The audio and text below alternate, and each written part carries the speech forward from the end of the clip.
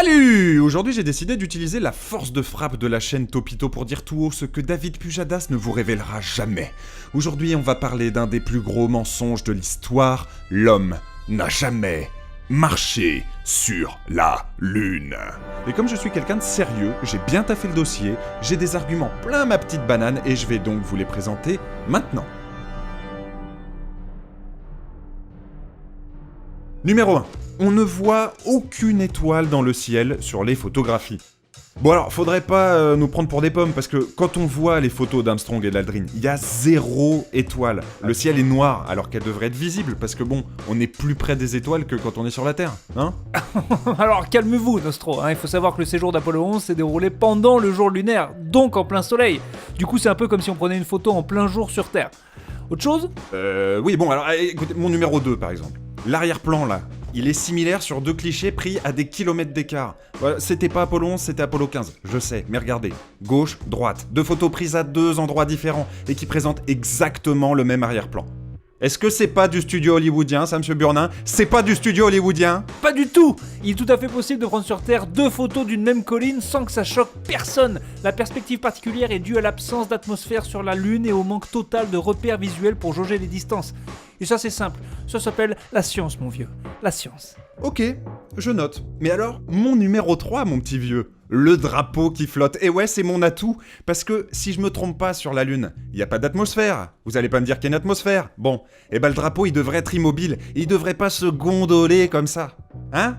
Et tu la ramènes moins ta grande gueule là, hein? Alors, si on regarde les 2 photos prises à quelques secondes d'intervalle, on voit bien que le drapeau ne bouge pas. Les plis sont juste dus au fait qu'il était chiffonné pendant le transport.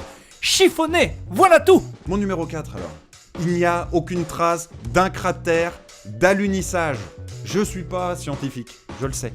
Mais quand un engin de plusieurs tonnes alunit dans de la poussière lunaire, normalement on s'attend à y trouver des marques. Hein? Alors que là rien, pas un drift, pas un petit pet, pas une petite trace, rien! Pour une fois je serais d'accord avec vous, vous n'êtes certainement pas un scientifique. Alors, la NASA nous a gentiment expliqué que les gros engins qui se posent dans un déluge de feu et de poussière, c'est un fantasme. Ça c'est dans Tintin. En vrai, les réacteurs n'étaient pas assez puissants à l'arrivée pour faire un cratère.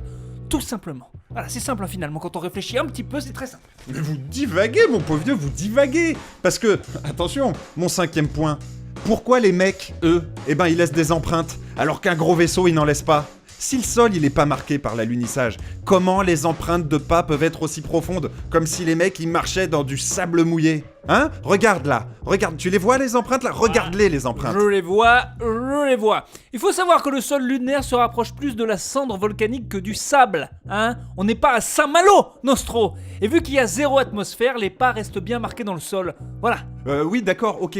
Mais dans Transformers 3, à un moment, ils atterrissent. C'est un film, Transformers 3, un film magnifique, mais c'est un film. Oui, mais dans Tintin, tu le vois bien, dans Tintin, à un moment, la fusée, elle est là. Tintin est une bande dessinée belge de surcroît. C'est belge, Tintin? C'est belge, ce n'est pas français. C'est pas français? Et ici, on aime la France. Vous aimez la France? Oui. Eh bien, moi aussi, j'aime la France. Et c'est la France qui a raison. Comme toujours.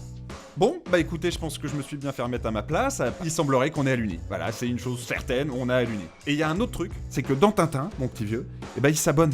Il s'abonne au channel. Ça, il s'abonne. Même si c'est des Belges, et là-dessus je leur en veux énormément, ils s'abonnent. Même si c'est des picaros, ils s'abonnent. Coq en stock, ils s'abonnent. Castafiore, s'abonner. C'est abonné, Castafiore? Voilà. Castafiore, faites pareil, on s'abonne, tout le monde s'abonne. Allez, abonnez-vous! Abonnez-vous. Abonnez-vous.